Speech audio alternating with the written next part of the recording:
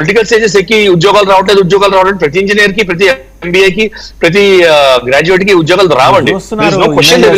Colonel Parameshwar Mardaani Rani Mukherjee feature చేసిన రోజు ఆవిడ ఎగ్జాక్ట్ గా ఒక సిన్సియర్ కాప్ ఎంత సఫర్ అవుతారు during their carrying out there duties, చాలా బాగా చేశారు. ఒకసారి పేకెట్ ప్రసాద్ గారు దగ్గర పేకెట్ ప్రసాద్ గారు, ఇదండి ఆయన చంపదెబ్బ కొట్టబోయారు, రాళ్ళు కోడిగుడ్లు సరే వాట్ నాట్ ఎవ్రీథింగ్, యాంగర్ ఏ స్థాయిలో ఉందని. ఇప్పుడు ఈయనేదో అనేసరికి అభిషేక్ బెనర్జీను తర్వాత ఆయన జహంగీర్ ఖాన్ తర్వాత షేక్ షాజాన్ వాళ్ళు అనేసరికి పోలీసులు నిజమే అనుకొని 4వ తారీఖు తర్వాత నుంచి కనపట్ల, వాళ్ళు వచ్చేస్తారేమో, వాళ్ళందరూ రహస్య స్థావరాల్లో ఎక్కడ దాక్కున్నారు, అందువల్ల బహుశా ఆయన మీద దాడి జరిగిన సమయానికి వాళ్ళు అక్కడ అబ్సెంట్ అయి ఉంటారేమో. అయితే ఇమీడియట్గా అలర్ట్ అయ్యారు, ఆయన రెస్క్యూ చేశారు. బట్ ఇది post poll violence as rightly said by ambassador doctor Vinod and colonel Parameshwar. Post poll violence అనేది ఏ స్థాయిలోనూ ఏ పార్టీ వైపు నుంచి కూడా ఆహ్వానించదగిన పరిణామం అయితే కాదు. మీరేం ప్రామిస్ చేశారు? బీజేపీ పోస్ట్ పోల్ వైలెన్స్ ఉండదని ప్రామిస్ చేశారు. అందుకోసం మీరేం చేశారు?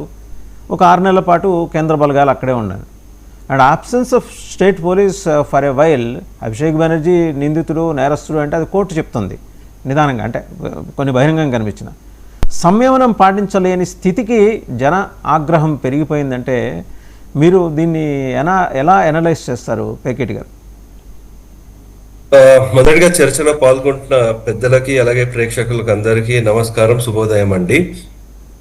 అయితే ఇక్కడ 2 అంశాలు, ఒకటి అడ్మినిస్ట్రేటివ్ పరంగా ఏం జరిగి ఉండాల్సింది ఒక అంశం, నెక్స్ట్ ఇంకోటి వచ్చేసరికి పొలిటికల్ యాంగిల్. దాంట్లో మొదటిగా అడ్మినిస్ట్రేటివ్ పరంగా చూసుకుంటే అండి, ఇట్ ఈస్ ఎవ్రీవన్, ఈ ప్యానలిస్ట్ అందరూ they all are condemning post poll violence, especially elected representative ఎవరైతే ఉన్నారో అటువంటి వైలెన్స్ జరగకూడదు. That is unanimous we're.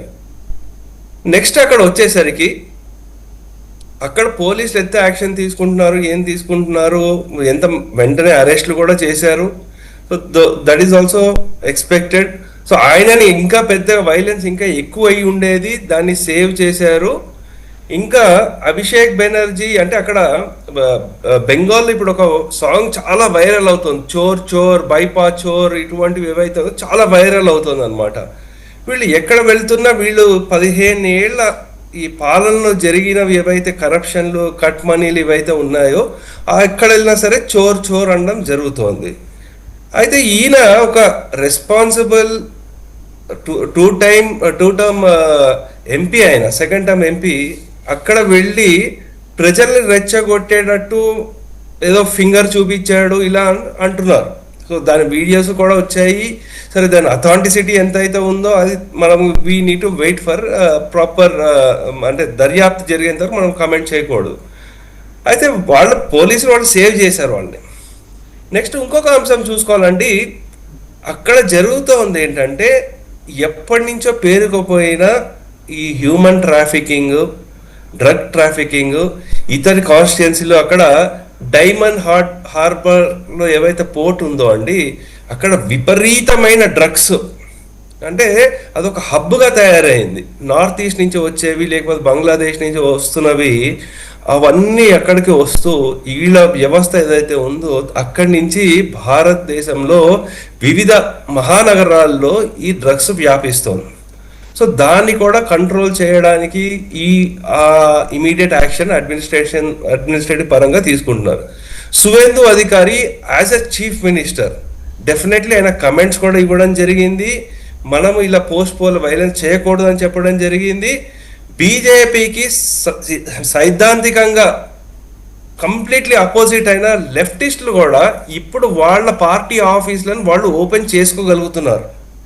Mamata Banerjee సమయంలో వాళ్ళు అసలు ఆఫీసులే ఓపెన్ చేసుకోలేదు. కాంగ్రెస్ పార్టీ మనకన్నా అంబాసిడర్ డాక్టర్ వినోద్ గారికి తెలుసు, కాంగ్రెస్ పార్టీ కూడా వీళ్ళకి దండం పెట్టి వాళ్ళ ఆఫీసులు ఓపెన్ చేసుకొని పని చేసుకుంటున్నారు పాపం కాంగ్రెస్ పార్టీ. అంటే నేను చెప్పేది ఏంటంటే ఇది అడ్మినిస్ట్రేటివ్ పరంగా వాళ్ళకి ధైర్యం వచ్చింది కాబట్టి వాళ్ళు ఓపెన్ చేసుకోగలుగుతున్నారు, అంటే లా అండ్ ఆర్డర్ టైట్ చేస్తున్నారు.